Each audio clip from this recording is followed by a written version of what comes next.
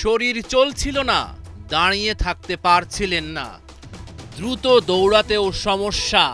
তবে তাওহিদ হৃদয় লড়াকু যোদ্ধা, চোয়ালবদ্ধ প্রতিজ্ঞা। দুরন্ত ব্যাটিংয়ে পেয়েছেন ক্যারিয়ারের প্রথম সেঞ্চুরির দেখা। কিন্তু এমন বীরত্ব গাঁথার মাঝেও বাংলাদেশ দলের জন্য রয়েছে অনেক হতাশা। ভুল কি তবে শুরুতে? টস জিতে নাজমুল শান্ত ব্যাটিং বেছে নিয়েছে, তাতে রোহিত শর্মা খুশি হয়েছে, কারণ তিনি টস জিতলে ফিল্ডিংই নিতেন। একাদশ গড়াতেও ভারতের মুন্সিয়ানা। দুই পেসারের সাথে তিনি স্পিনার আকসর প্যাটেল, কুলদীপ যাদব ও রবীন্দ্র জাদেজা। তিন পেসার আর দুই স্পিনার নিয়ে একাদশ গড়ে টাইগাররা। বছরের প্রথম বড় টুর্নামেন্ট বাংলাদেশ ভারত, দুই দলের জন্যই ম্যাচটা বেশ ইম্পর্টেন্ট। দুই দেশের ক্রিকেট পাগল মানুষের উচ্ছ্বাস আর উন্মাদনা। তবে শুরুতে মন মরা বাংলার ফ্যানরা। এর চেয়ে বাজে শুরু আর হতেই পারে না। সৌম্য সরকার আর নাজমুল শান্ত রানের খাতায় খুলতে পারলেন না। মোহাম্মদ শামির আউটসুইঙ্গারে ব্যাট চালিয়ে ফিরলেন মেহেদী হাসান। 5 রানেই আউট হয়ে বাংলাদেশ দলের বিপদ বাড়ান। শুরুটা ভালোই পেয়েছিলেন তানজিদ হাসান, আকসর প্যাটেল তাকে ফেরান।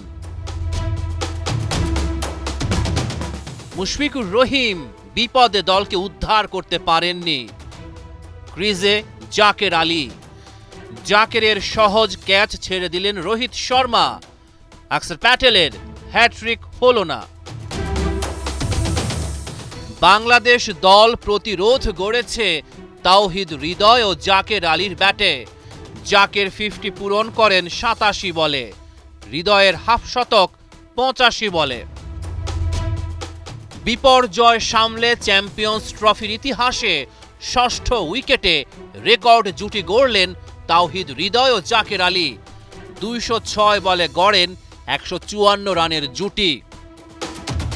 114 বলে 68 রান করে আউট জাকের আলী। ওর উইকেটটা নিয়েছেন মোহাম্মদ শামি। তবে তাওহিদ হৃদয় লড়াই রাখেন জারি। 12 বলে 18 রান রিশাদ হোসেনের ব্যাটে। 214 রানে বাংলাদেশ সপ্তম উইকেট হারিয়েছে। তাওহিদ হৃদয়ের সেঞ্চুরিতে 228 রান বাংলাদেশের বোর্ডে। জবাবে 69 রানের উদ্বোধনী জুটি গড়েন শুভমান গিল ও রোহিত শর্মা। তাসকিন আহমেদের বলে ভারতীয় কাপ্তানের ফেরা। শুভমান গিল আর বিরাট কোহলি এগোতে থাকেন নির্বিঘ্নে। 20 ওভার শেষে 101 রান ভারতের বোর্ডে। ইনিংসটা বড় করতে পারলেন না কোহলি। 38 বলে 22 রান করে রিশাদের বলে ব্যাকওয়ার্ড পয়েন্টে ক্যাচ দিয়েছেন তিনি।